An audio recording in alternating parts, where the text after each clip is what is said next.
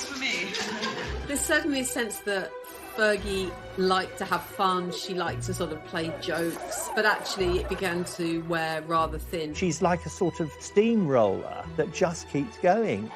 And her other half, Prince Andrew, the Queen's second son, and by all accounts, her favourite. He was the pin-up boy, if you like, of the royal family. He's the one who got the looks, and he was a good-looking young man. Together, they make up the most controversial couple in the royal family. High-profile problems have plagued them. I can't think of a worse thing than coming down to breakfast and find photographs of having your toes sucked seen by your family. Prince Philip was apoplectic and swore that she must never step across the threshold of Balmoral again. They've reeled from one disaster to the next. They're in a bubble. They've both had so much controversy. It's them against the world. So why has it gone so wrong for the royal couple? Is it about craving attention? At last, I have the turn to talk. All these men around here. Or are they just out of touch? Well, I have to ask the question, what is a reasonable lifestyle? One of Andrew's biggest failings is his singular lack of judgment, and that's bound up in a sense of entitlement and arrogance that he's always had, frankly. Tonight, this is the incredible story of how together Andrew and Fergie have lurched from one scandal to another. This case with Epstein is so serious. This is so much more serious than Randy Andy, Air Miles Andy. And how throughout it all, they've managed to maintain the closest bond. In a way, she's his wife in everything but name. We go behind the scenes to reveal just why they've made so many mistakes. Andy and Fergie go in a little bit head first, and where you or I might think, that's not a good idea, it just doesn't occur to them. In 1986, Britain enjoyed a royal romance. 26-year-old commoner Sarah Ferguson got engaged to Prince Andrew. The polished performance followed hard on the heels of the appearance of a palace official with the universally expected announcement of their engagement mid-morning. It generated intense excitement. Are you jealous of Sarah Ferguson? Yes! Very! Yes! She's absolutely gorgeous. I only wish I was 60 years younger and didn't stand a chance. Inside, the royal couple was showing off the ring. Could I ask you then, Miss Ferguson, do you remember what he said?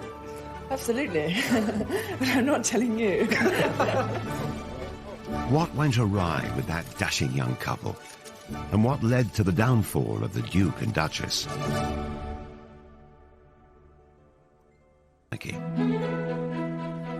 Her father, Major Ron, was polo manager, initially to the Duke of Edinburgh and later Charles. Sarah and Prince Andrew were friends as youngsters. Young Sarah was on the fringes of the royal family, and as children she first came into contact with Prince Andrew. This idyllic childhood was ruptured by the breakup of her parents' marriage. Her mother Susan, a former society beauty, caused a stir when she ran off to Argentina with a dashing polo player. Fergie and her sister Jane stayed with their father. The last big conversation she had with her mother before she went was her mother didn't like her hair. This is a girl of 12, and she really thought for many years her mother had left because her hair wasn't right. If you think your mother doesn't love you, I think you're always panicked by self-doubt. Sarah's father was terrific, but obviously he wasn't a housewife, and he wasn't great at cooking. He did master scrambled eggs, and they would just eat eggs out of a saucepan because he thought, well, what's the point of, dirtying all the plates? After her emotionally difficult teenage years, Fergie moved to London and shared with friends. Will there be an announcement this week? Her flatmate and daughter. Sarah Ferguson's flatmate, Caroline Beckworth-Smith, is on holiday in Barbados. Just great fun, really, and interested in lots of things. Fergie threw herself into London life. She went on to have serious relationships. She wasn't the sort of unspoiled young woman that Diana was expected to be as mother of the future king. As Ron Ferguson famously said, of course she's got a past. She's 25, 26 years old. If she hadn't got a past, then there would be some serious questions to ask about.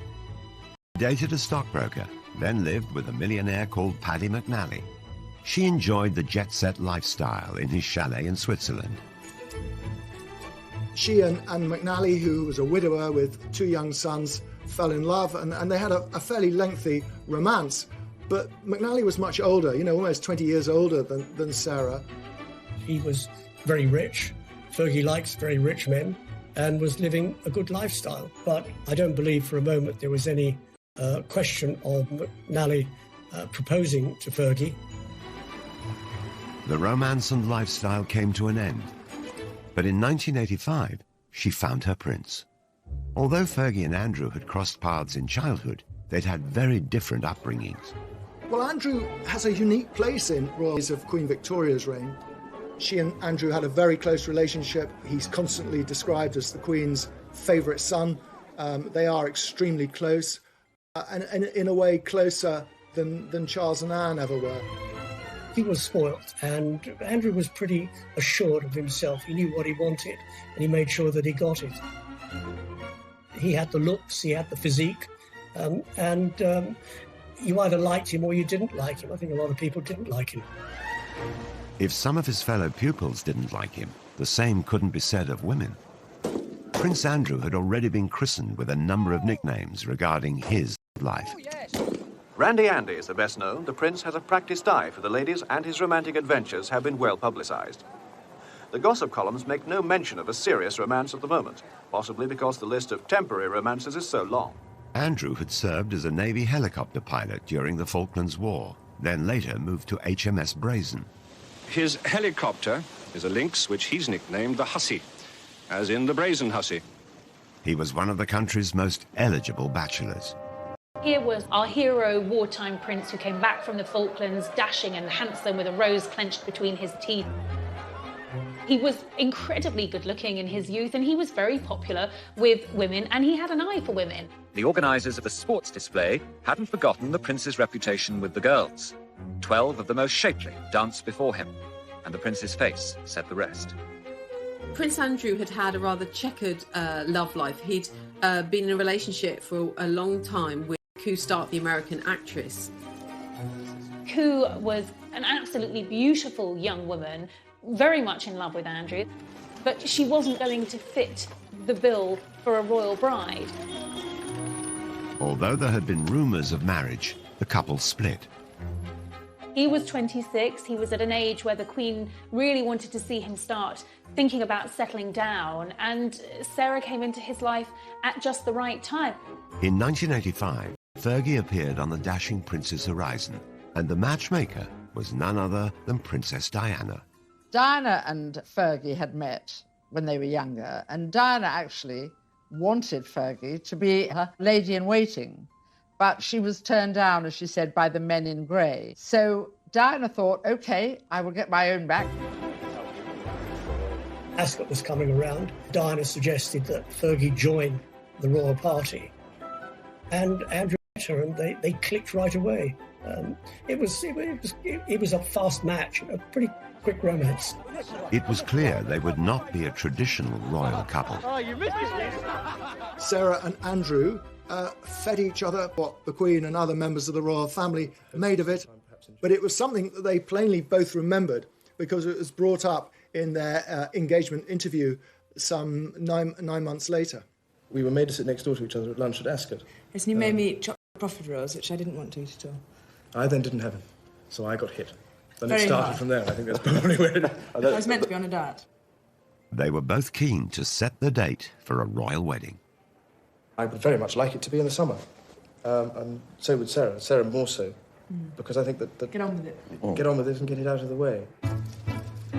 She was often contrasted with Diana, and in those early days, Sarah came out of the contrast rather well, because Diana was seen as rather pale and wilting, you know, this delicate flower, whereas Fergie was robust like the wife of Bath. How did they look to you on TV? Oh, smashing. Really relaxed. I think they did really well. I hope it goes as well as they did for Di and Charles. Sarah Ferguson was going to be a Navy wife, and as she was from a military family background, it seemed a perfect match. The Queen approved of her favourite son's choice of bride. Westminster Abbey, the focus attention tomorrow, and where today the more intrepid spectators have already staked out their patches to get a good view. On a hot July day in 1986, the country celebrated.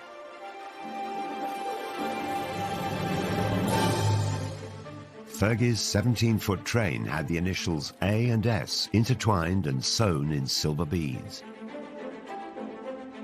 Everybody thought it was stunningly beautiful, and as she always said, I walked in as a commoner and I walked out as a duchess.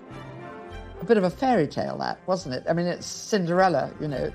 At this precise moment, Sarah Ferguson became Duchess of York. They come out of signing the registry and a royal bride and groom curtsy to Her Majesty the Queen. A lot of brides have been quite sombre at that moment. Fergie's giving a big smile to the Queen, and the Queen, I think, is smiling right back. So there's that feeling this is going to be fun. Even on her big day, it was clear that the new bride was going to create waves. Sarah later revealed that she'd been asked not to kiss Andrew on the balcony at Buckingham Palace, and I think perhaps in a hint of her rebellious nature, Sarah's attitude was, well, here I am, hundreds of thousands of people in front of us here. I've got my prince, I'm going to kiss him. And she did.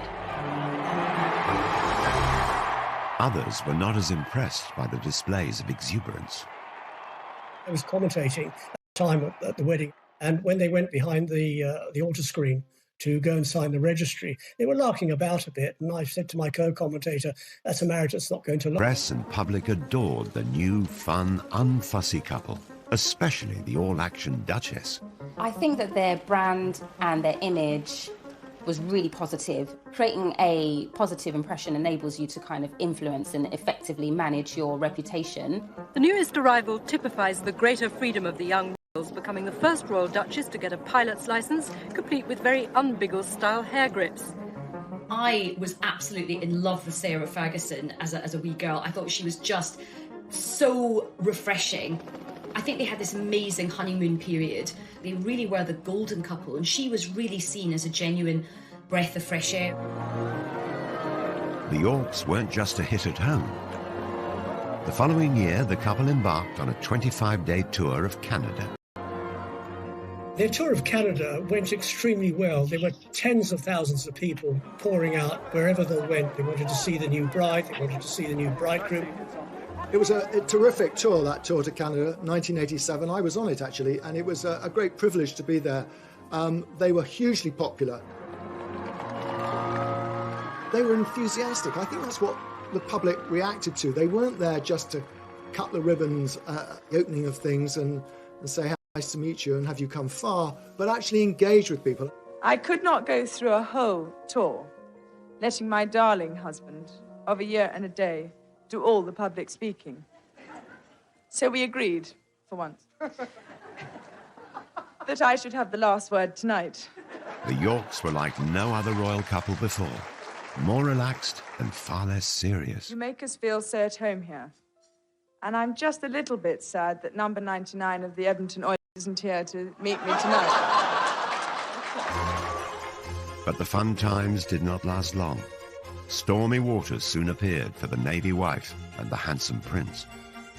She was a very passionate woman, and, you know, within months, weeks of marrying, she found her husband was away all the time. And Fergie's desire for attention started to grate with the public. All that her natural charm that had been celebrated initially began suddenly to be seen as rather unsophisticated and inappropriate.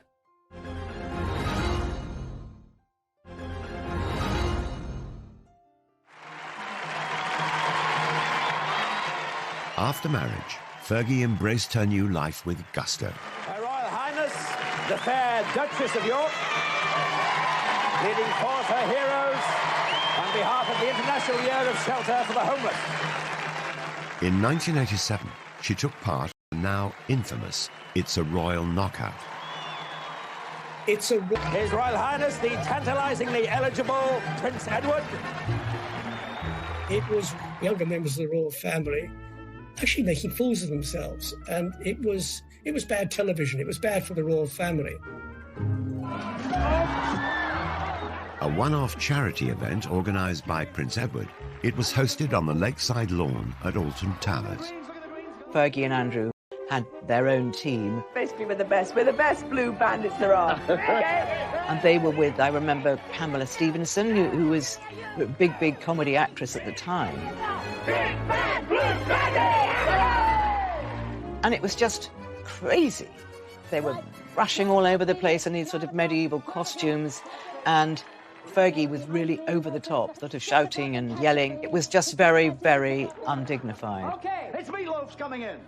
That really was the beginning of the time, I think, when the public began to question Fergie and what she was getting out of royalty rather than what she was putting into it.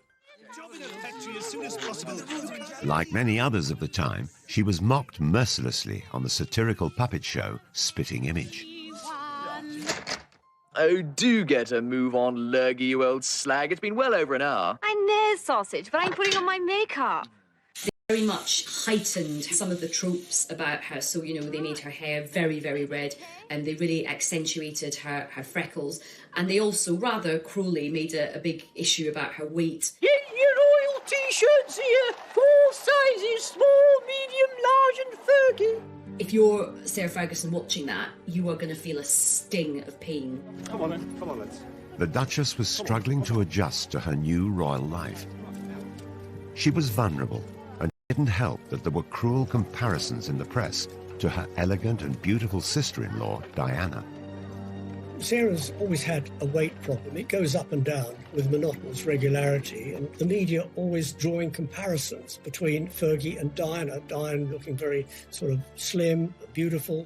Fergie not looking so slim, not looking so beautiful. Very difficult and very unfair. As the media coverage turned negative, Fergie found herself getting flack from all sides. She came in for some criticism for liking the product too much. This barrel's for me. Come on, baby. The honeymoon was over. Royal Yacht Britannia, Royal Yacht Britannia. We wish to welcome you to the port of Long Beach, Los Angeles, on behalf of the entire group here. In 1988, the couple visited California. Hollywood loved them. Your Royal Highness. But the UK press didn't. The previous Canadian tour had been a triumph, but this trip was branded tacky and excessive. They felt she was trying just a bit too hard. The USA tour was really still the same Sarah and still the same Andrew, but there was a slightly brash thing. I mean, I remember she was wearing an outfit one day and she said, check the back of the hair. On the tour of America, she was too loud. She was perceived as being not what a royal should be. And I think the damage done on that tour to her reputation dogged her ever since. Cream cakes and I don't see eye to eye. Really? I'm savoury. And sausages. Oh, sausages? Yeah, The Duke and Duchess were 20 minutes late because when they left the yacht, the Duchess's hat blew off. And on this day, the hat was particularly important. Again, Fergie's confidence and lack of inhibition of protocol made headlines. At last, I have the turn to talk. She confidently dealt with a heckler. All these men around here. There was one occasion at a dinner, there was one particular senator, and he'd probably had one too many drinks, and he kept on calling out, "We love you, Fergie, we love you, Fergie. Love you! And she just sort of retorted. I'll see you later. The British media thought it was the wrong thing to do. It was the wrong sort of reaction. I think she handled it particularly well. What is it? If Sarah Ferguson's quip didn't win over the stuffy press, then her over-familiarity with them didn't help her cause either. At a swish reception, she divulged intimate details about her clothes. For that tour, she was head to toe in French couture, and joked to the press there that she was wearing Marks and Spencer's knickers. This is not what you're expecting the Duchess of York to say. And remember, the previous Duchess of York had been the Queen Mother. So you're talking about a changing view of the royal family. You're talking about the country changing. They want them to be up on a pedestal, but then when they say something like that, they think, oh, you've slipped down from the pedestal. Back home, the continuing attention-seeking gaffes didn't go down well, and the press began to worry Fergie was somehow leading Diana astray. They certainly That Fergie liked to have fun, she liked to sort of play jokes, but actually it began to wear rather thin, and she was seen increasingly as a bad, unsophisticated influence on Diana and Prince Andrew, and something of a loose cannon. The Royal Duchess and Princess Diana were caught larking around at the races. There was an iconic picture of them at Ass behind. It was a great shot. But I think, obviously, that was another opportunity to say, you know, she was a bad influence on Diana, which it actually really wasn't true. Never learn, do you? Fergie had a love of foreign holidays, particularly skiing. She's renowned as the finest skier in the royal family, and today only the best amongst her party could keep close to her. Can't get any closer, we'll fall over. Hang on a minute, we're just doing this thing. In Switzerland, the two royal couples posed for the press. Again, it looked like the Duchess was a poor influence on Diana. They were on a slope of a mountain, and I think, and it was snowing, and Diana was slipping a bit, and then Diana and Fergie slipped into each other, sort of on purpose. Oh, these pictures you've got. They were really larking about, and they were just wonderful pictures. Did you get that? And then Charles got annoyed because he thought it was undignified. That came back to haunt Fergie, those photographs. It wasn't all bad press. So have you managed to name your baby yet? No names. Was it quite an ordeal yesterday? It was a long time, wasn't it? It was a long time, but she came through it very, very well. You looked very worried earlier in the day, sir. Ah, that's because I was on my way to the dentist. So, 2 years after their marriage, the Yorks celebrated the birth of their daughter, Beatrice. Eugenie followed 2 years later. God save the Queen! Our wishes to both the baby, to the father and the mother. But the happy family didn't last long. Prince Andrew was away at sea for many weeks of the year. His posting follows 3 months of specialised training, and the Duke will now lead a flight team aboard the frigate for around 18 months. In the early years of their marriage, Andrew was serving as a naval officer, which meant that he was frequently sent away.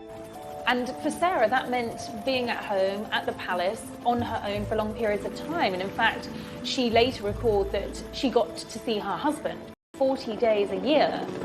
The rest of the time, he was absent. It's terrible. I mean, you're going away and leaving what you love behind. It's a fantastic job for a single man. It's getting less and less so for a married man. The new mother was lonely and lacking support. In 1992, private photos surfaced. A cleaner found a set of holiday snaps showing the Duchess and her 2 children with a Texan, Steve Wyatt. Wyatt was handsome and attentive. The pictures had been taken some 2 years previously. There's a picture of Steve Wyatt, and then there's Beatrice, who's just got bathers on, and they're obviously somewhere hot, and suddenly people think, who is this man? And so then the stories start. Eve Pollard, a tabloid editor at the time, was contacted by a mutual friend of the Duchess. A very old friend of ours rang us up. He said, I wonder if you could come and give a friend of mine a bit of advice. So we turned up in his lovely studio in Mayfair, and there she was. We tried to say, you know, you've just got to be careful about any photographs. If you go out with anybody while your husband's away, it should be a crowd. And she was, at that time, I have to say, very, very unhappy about the fact that she was alone. Gossip of affairs circulated in society circles for months. She was also getting a lot of flack from the royal household for behaving, as they saw it, inappropriately. So everything was mounting up against her, and I don't think Andrew was there to really back her up. And then along comes Steve Wyatt. It was the beginning of the end for Fergie and Andrew. The announcement that the Duchess of York had initiated discussions about a separation from her husband came as she arrived to pick up their daughter from school. In March 1992, the couple split. Fergie was soon spotted with another American, John Bryan, a friend of Wyatt's and her financial advisor. Soon, rumours of scandalous pictures of them together surfaced, and the photos were being touted around Fleet Street. The night before publication, I to see Brian. I sort of laid down these pictures, and there was a great intake of breath. Oh God. And he immediately went off into the bathroom, shut the door, and even though the door was locked, I could hear he was calling Sarah in Scotland and telling her that it was worse, far worse than he thought. He obviously was a little bit more than a financial advisor, as we saw from those photographs taken in the south of France with him sucking her toes. Whether he was looking at her toes as a new form of abacus or calculator remains to be seen. But it was the sort of nail in the coffin when it came to Fergie and Andrew's marriage.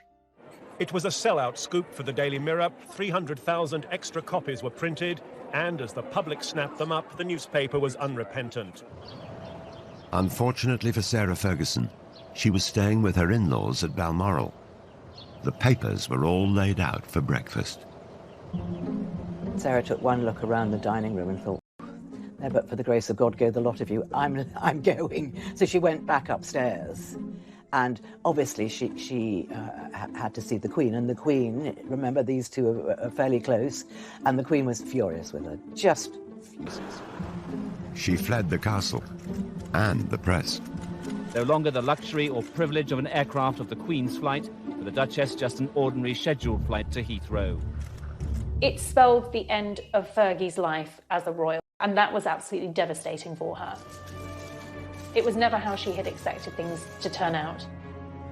The most important thing for me at the moment is to keep a low profile, work hard, and make sure that I continue to find cures and to help people as much as possible. With no wealthy husband, how was she going to live? The debt soon racked up. I wouldn't say she'd go anywhere for a hot meal, but she was prepared to put her name to all sorts of things which royals hadn't done. She needed money fast. I tend to attract a bit of attention. Her solution for bringing in the cash Cheers. was a flashy one.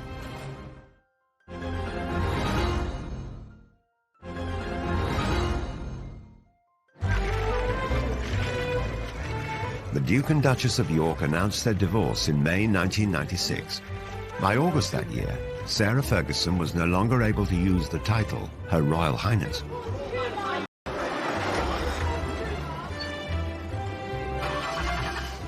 She found it awkward to adjust to a modest lifestyle. Living beyond her means quickly got her into financial difficulty. You know, she's cast out of the royal family. She doesn't just divorce Andrew, she divorces the whole of the royal family. I remember Diana saying to me that, you know, Fergie didn't get that much. You know, she really didn't. And that's why she had to work so hard. And she had to keep coming up with new ideas. In typical fashion, she made light of the negative press. It really bugs me that every day I have to read that I'm a millionaire 3 times over. Cool, I tell you. When her marriage broke down, her overdraft was said to have been £200,000, allegedly paid off under a separation settlement, which also involved Prince Andrew taking financial responsibility for their children, Beatrice and Eugenie.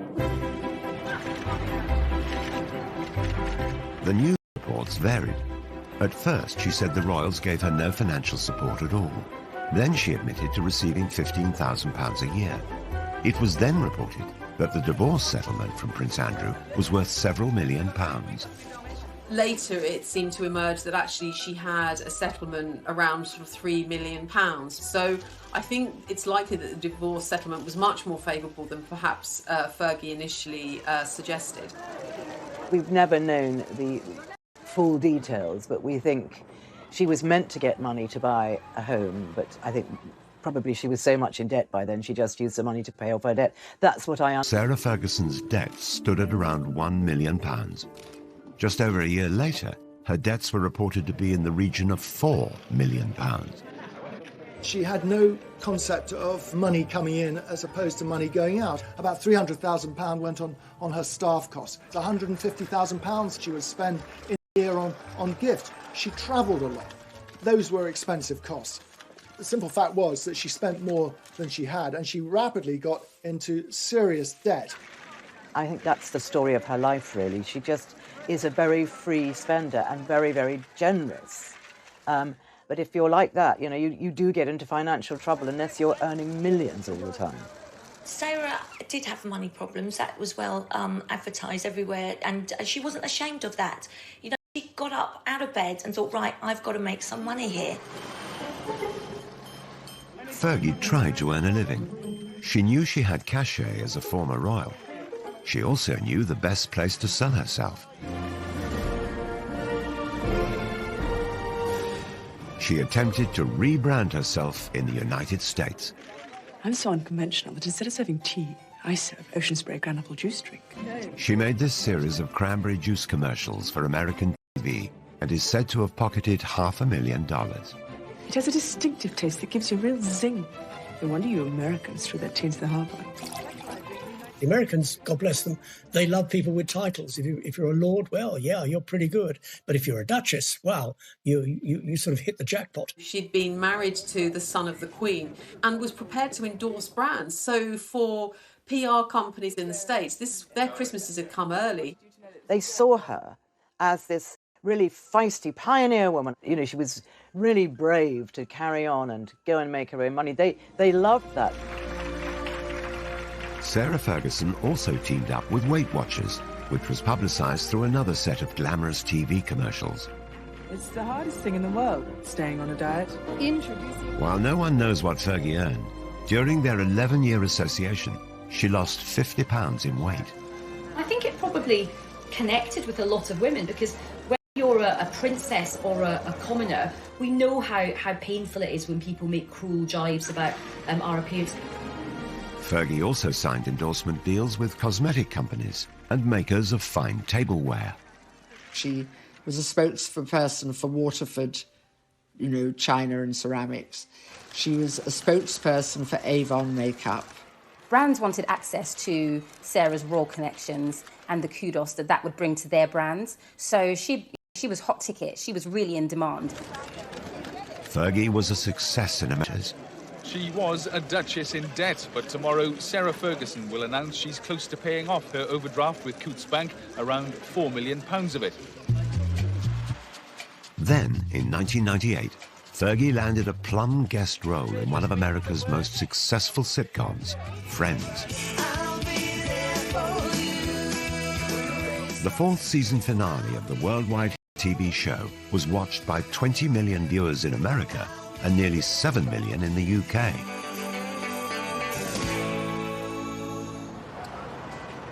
Filming brought the Friends cast to London for a major wedding storyline. The character Joey photographed Chandler outside Westminster Abbey. Then who should turn up among the stars but the Duchess of York? They may call it a bit part in the business, but she could have been paid as much as £900 for an hour's performance. Jay says you don't really like his hat, but I think it's kind of dashing. The fact that Sarah famously appeared as herself on an episode of US TV sitcom Friends, I think was a key positive moment for her. Appearing on the episode of Friends for some people would be the ultimate kind of cult appearance, and I'm sure her daughters thought it was amazing. Fergie, baby! But, this was not becoming of a former royal princess to appear on, an American sitcom. Of course, really, if she'd had any kind of royal status, she certainly wouldn't have been allowed to have performed in Friends. I think actually out of all the TV projects that she did, the British public warmed to her for doing this one. This wasn't hugely embarrassing.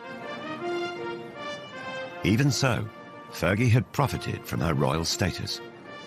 The royals put their names to organisations and charities. Sarah was using it to make money, which upset the royals terribly. Making money from her royal status was one thing, but Fergie went a step further and cashed in on the story of her royal private life. The fact that she went out into the commercial world, as long as she wasn't besmirching the royal family, wasn't trading on secrets and telling stories out of school, that they had to live with it. But as soon as you start sort of saying things that patently aren't true, then that is upsetting. Sarah Ferguson published her autobiography, My Story, in 1996. She told the world that she'd been made to feel unwelcome in Buckingham Palace and revealed secrets about the breakdown of her marriage to Prince Andrew. The Queen is said to have been particularly displeased, as is Princess Margaret and Prince Philip. So the real big guns in the royal family are really, really upset by all of this. A new book meant a promotional tour, and Fergie was back off to America. You're sitting in the palace and you felt a sense of hatred for yourself. That doesn't compute in our Princess Cinderella Duchess mind. You understand? Okay, so that is the fairy tale. It is the fairy tale. But then comes the realism that you actually you didn't marry to get the fairy tale. You married a man. You fell in love and you married the man, and then you've got to come to terms with the fairy tale. Now, there was a certain amount of sympathy for her in the United States. Poor Fergie, whinging about how she was badly treated at Buckingham Palace, which is a bit rich, but Buckingham Palace weren't going to react to that. So when you moved into the palace, were you surprised? I mean, the way you described as you describe it in the book, I'm thinking it's a little dark room down the hall at Buckingham Palace. Yes, it's on the second floor. It's all burgundy and very dark. And the light bulbs are only 30 amps, so they don't put any light. Not only was she cashing in on her own royal status, she was lifting the lid on being inside the royal family, letting the public in, and that's a big no-no. Despite selling her royal secrets, Fergie remained on good terms with Prince Andrew. His active service in the Navy was coming to an end, and a new, controversial chapter in his life was about to start. Since 1997, he's worked in London for the Navy's diplomacy unit. Now that he's on Civvy Street, Andrew is going to be a roving ambassador promoting British trade overseas.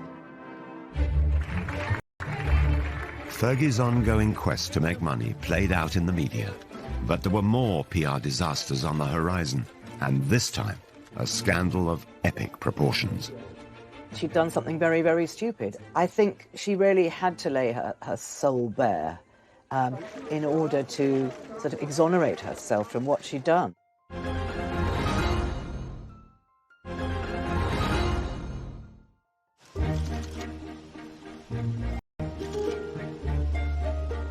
Though Prince Andrew and Sarah Ferguson were no longer married, they maintained a close friendship after their divorce. They always stayed friends, which is, I know people don't get it and say, how is this? This is very unusual, and it is rare, but it's a very special relationship, and they get on extraordinarily well. They have the same sense of humour.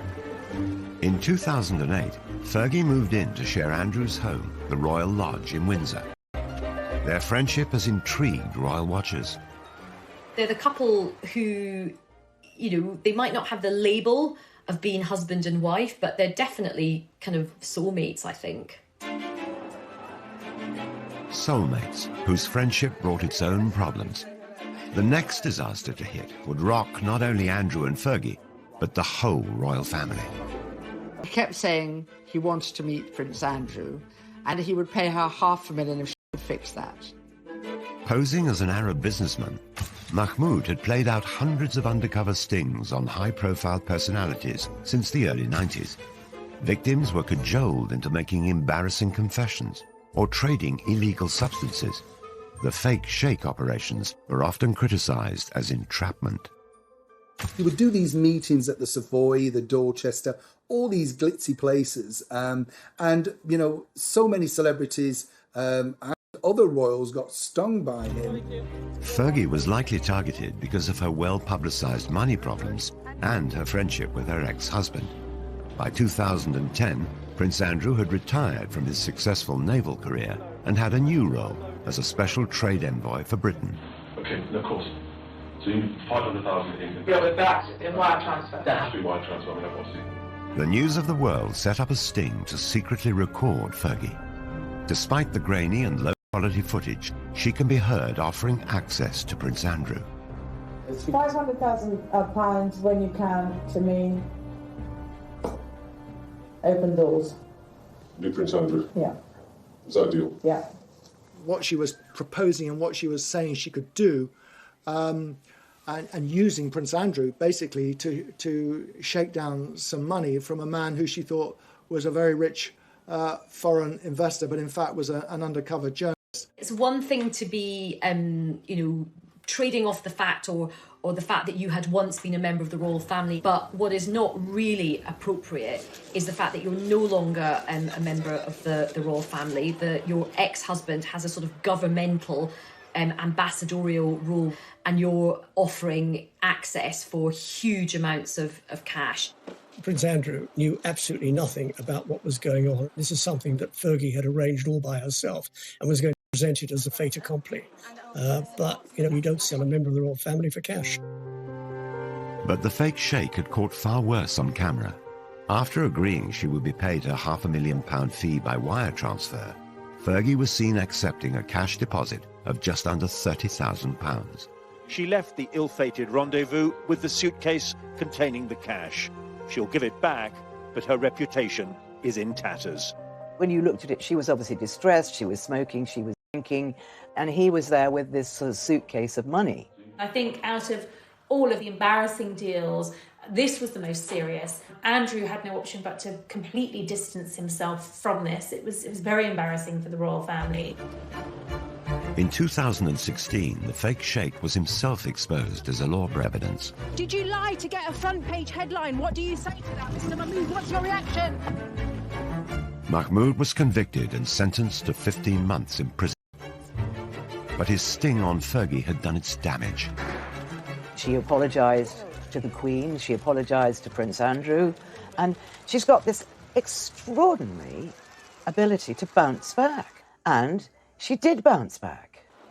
Prince Andrew, stood by her, and it was Andrew who sort of came to the rescue and set up a programme whereby Fergie could repay some of the debts, and that's how Fergie got through that episode.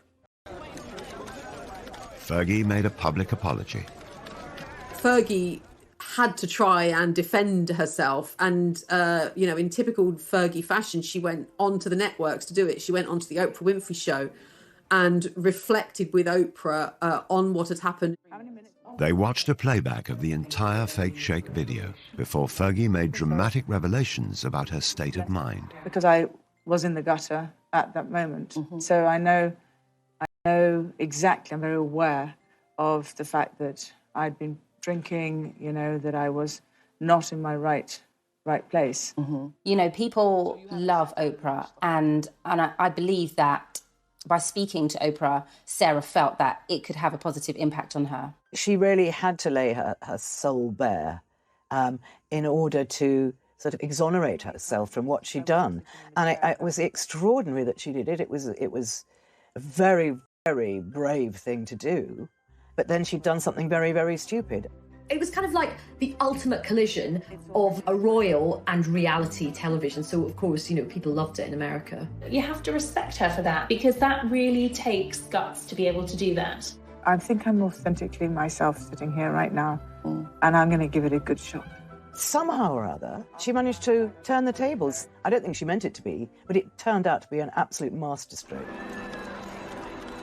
In the years following the fake sheikh scandal, Sarah Ferguson claimed she'd lost around £40 million worth of earnings from cancelled celebrity engagements because her reputation was so damaged. She started legal proceedings against the owners of the News of the World, but it's reported that after 3 years, she abandoned her case in 2019. It's unfortunate that she was caught in a sting, but not the first one to be caught in a sting, and certainly probably won't be the last one. She realised very quickly that she was up against some serious legal opposition, and that if it went against her, the costs could have run higher and higher. So sensibly, she dropped the case. Ferguson was still close to Prince Andrew, each still supportive of the other. They were so close that some royal watchers believe a reunion could be on the cards. I think Sarah and Andrew are together as a couple. I just don't think they could be apart from each other. And I do see them getting married again. I really do.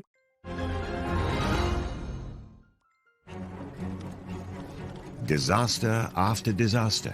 But remarkably, Andrew and Fergie remained close. It has to be the most extraordinary relationship that there's ever been of a member of the royal family. Andrew and Sarah married in 1986, split up in 1992, were divorced in 1996, and yet have remained together happily ever after.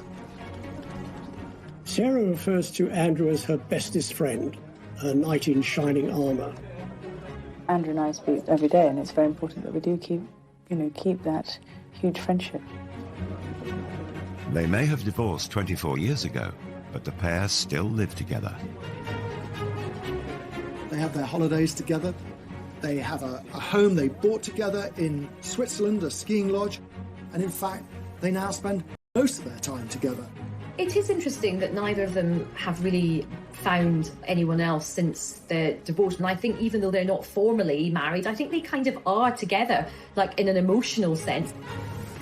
Their intertwined lives have raised many questions about their relationship. There are constant rumours and endless speculation about the possibility of them one day remarrying. And I think largely fuelled by the pair of them speaking so openly and fondly about each other. No, we're not married, and, you know, we're very happy with the way things are. Nothing going on there? Carl? I don't know. No, I mean, as people have if. needs. Really? I think Sarah and Andrew are together as a couple. And I do see them getting married again. I really do. But Fergie has repeatedly embarrassed the royal family. So could she ever be accepted back? Fergie did upset a lot of people. I mean, chiefly among them, I would say, Prince Philip. You know, nothing would ever happen while the Duke of Edinburgh is still alive. Such is the grudge that he still bears against Sarah. Fergie may never be able to win over her former father-in-law, but it does appear that the Queen is slowly welcoming Fergie back into the royal fold.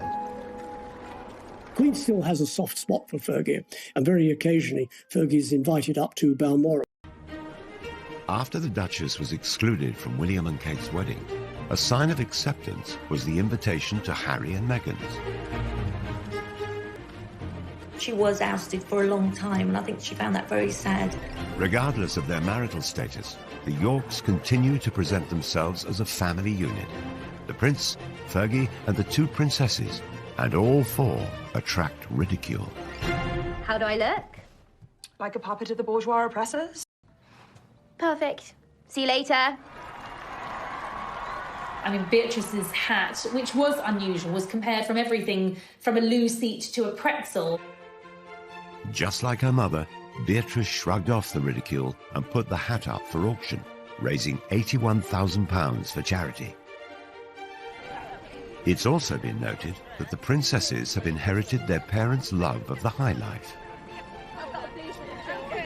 Beatrice and usually seem to spend an awful lot of time travelling at someone else's expense. Usually it often involves private planes or luxury boats. But they do both now have full-time jobs. Beatrice is a vice president for a software company in the States and usually has a senior position at an art gallery in Mayfair. They want to work. They don't want to be accused of being lazy or leeching off the taxpayer. Fergie and her daughters sought the attention. Prince Andrew, on the other hand, had grown up to simply expect it. He was a prince and wanted to be treated like one. On leaving the Navy in 2001, Prince Andrew took on a new role. He was given a pretty plum role. He was made a special representative for trade and investment, which essentially saw him travelling around the world representing Britain. At the beginning, it was all going very, very well. And people were quite interested all over the world, meeting the Queen's son. Where he fell down is that at the end of the day, when work was over, he went off to play. But you don't play at the taxpayer's expense. It was noted that his trips abroad, supposedly on government business, seemed to go via ski slopes, top golf courses, and other exotic locations. He wasn't called Air Miles Andy for nothing. You know, this is the man who saw fit to take a helicopter ride from Windsor to Kent to play golf at a cost of £5,000 to the taxpayers. The Duke's travel expenses were £4 million during his decade in the role, and his security costs another £10 million. What is an extravagant lifestyle? Travelling by private jet, using helicopters when you could take a train. But it is again, it is the maximisation of my time for the best value for money, and that's the way that... Terrible publicity for the Yorks. Once again, they appeared to shame the royal family. He can't sort of, like his wife, he can't step outside himself and say, how does this look? It did seem to become a little convoluted between what was for Britain and what was for Andrew. Prince Andrew was plagued with controversy. 2007, the Duke and Duchess of York's marital home, Sunninghill Park, was sold. It had been a gift from the Queen, and the unusual circumstances surrounding the sale prompted further criticism about Andrew's business dealings. When their marriage broke down and it came to selling the house, it took a long, long time, and Andrew was desperate to sell it because he needed the money. I think it had been on the market for several years.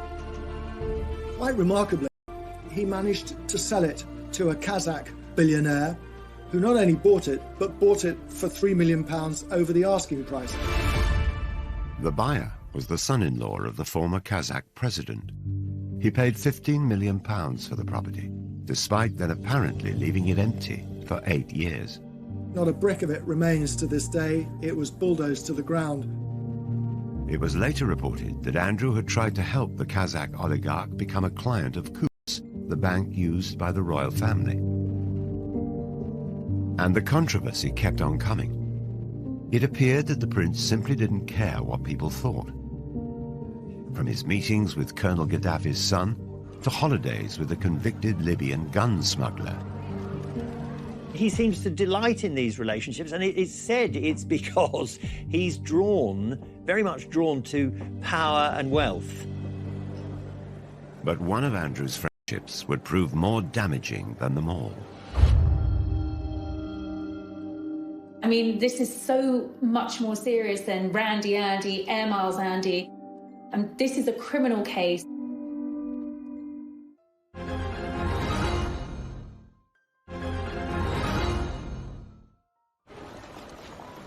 For over a decade, Prince Andrew has been engulfed in the biggest controversy of his royal life, a life that's been beset with scandals.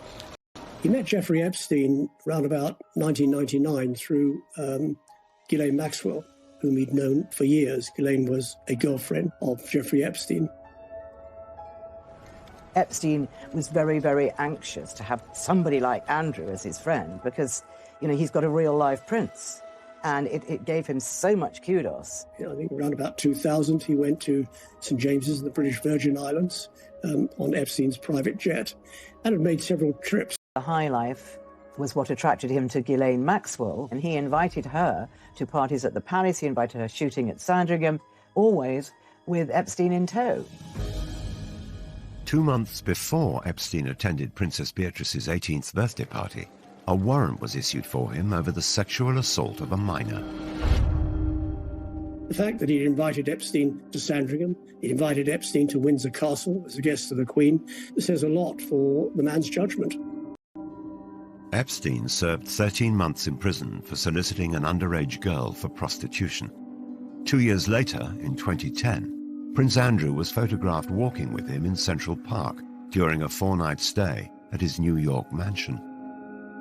He claimed that he went over there to say that they could no longer be friends. Well, what's wrong with email? What's wrong with a telephone call?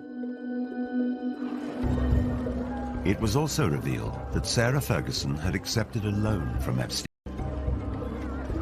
The Duchess quickly admitted her mistake, stating, "I have made another huge error in my life in order to get debt-free." The story exploded. Prince Andrew was accused of sexual misconduct. It was a wicked time in my life. It was a really scary time in my life. I had just been abused by a member of a royal family.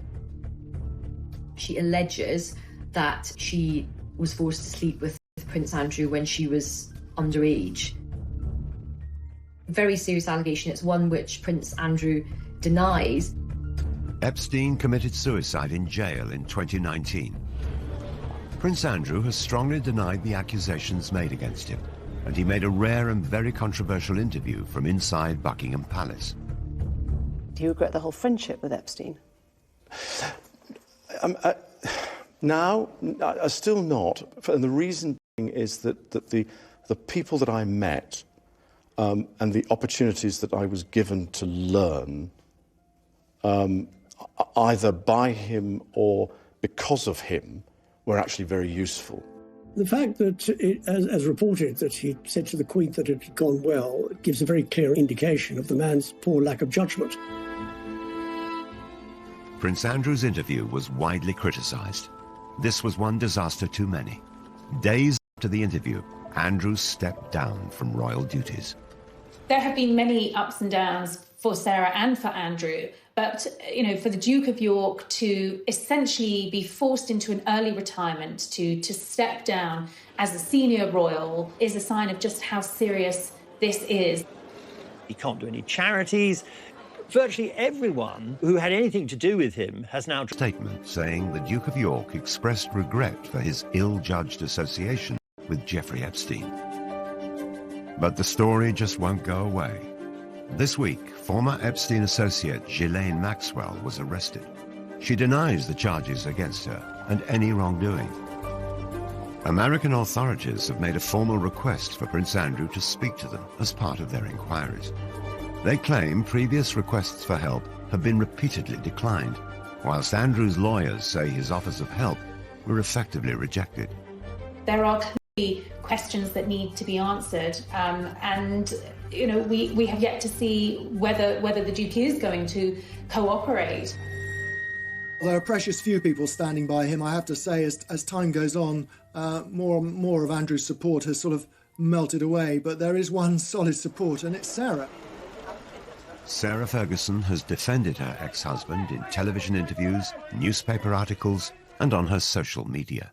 It is just shockingly accusatory lies, which I won't stand by and let anybody believe, or I just have to shut it down right now. She knows she's going to get a lot of criticism for standing by Andrew at the moment, but that's what she does. She's so loyal, and she'll do anything to protect her family. Andrew stood by Sarah when she was in trouble. He was remarkably patient, and she is now standing by him. I think they're in a bubble. I think they've both had so much controversy. It's them against the world. When you grow up in the royal family, especially Andrew, who was spoiled by his mother, Charles is much more sensitive, much more aware and worried about how he appears to the public. Andrew was cosseted. He was the favourite son, and the Queen brought him up to think he could do no wrong. Surrounded by controversy, the future of the couple is uncertain. One of the side effects of Andrew's standing down from royal life is that he instantly lost a means of earning a living. And all the indications are he will never come back as a working royal. But if anyone can bounce back, it's surely Fergie. Again and again, she's experienced humiliation. The one thing that Sarah won't lose is that capacity to surprise all of us. She has done some really impressive charity work, and her children's books have done well. She's trying to forge out a new career in the film industry. I would say never with Sarah. Every day I'm going to do story time with Fergie and friend. Fergie now has another project. She's been reading stories for children online during the coronavirus lockdown. Let's get a bit of magic going here, shall we? She's being really personable.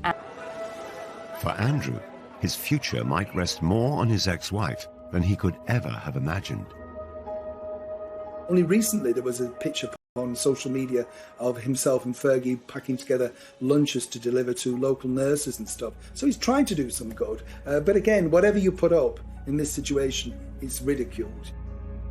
Will it ever be possible for Fergie and Andrew to shake off the mistakes of their past? The scandal from Prince Andrew and Jeffrey Epstein is so toxic, and I do feel that is going to kind of tarnish her. The fact that she's still so close to Prince Andrew, I think that is going to have quite a limiting effect on big future sort of commercial projects. The story of Andrew and Fergie is a sequence of disasters. She sought out attention and indulgence she just couldn't afford. He mistook deference for friendship, his judgment clouded by his status. Throughout, there has been one constant. The Duke and Duchess of disaster have stayed side by side. The next chapter of their lives are going to be very, very different to what's gone before. I think they're going to have to maybe try and enjoy the simpler things in life, and to be honest, they may not have a huge amount of choice. It wouldn't surprise me at all if we get an announcement that they're getting married again. Nothing really would surprise me with Fergie and Andrew. If you think your mother doesn't love you, I think you're always panicked by self-doubt. Sarah's father was terrific, but obviously he wasn't a housewife, and he wasn't great at cooking. He did master scrambled eggs, and they would just eat eggs out of a saucepan because he thought, well, what's the point of, dirtying all the plates?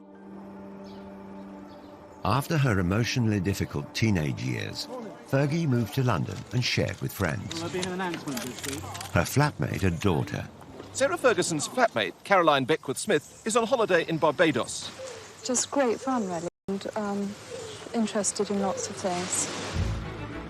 Fergie threw herself into London life. She went on to have serious relationships. She wasn't the sort of unspoiled young woman that Diana was expected to be as mother of the future king. As Ron Ferguson famously said, of course she's got a past. She's 25, 26 years old. If she hadn't got a past, then there would be some serious questions to ask about. Dated a stockbroker, then lived with a millionaire called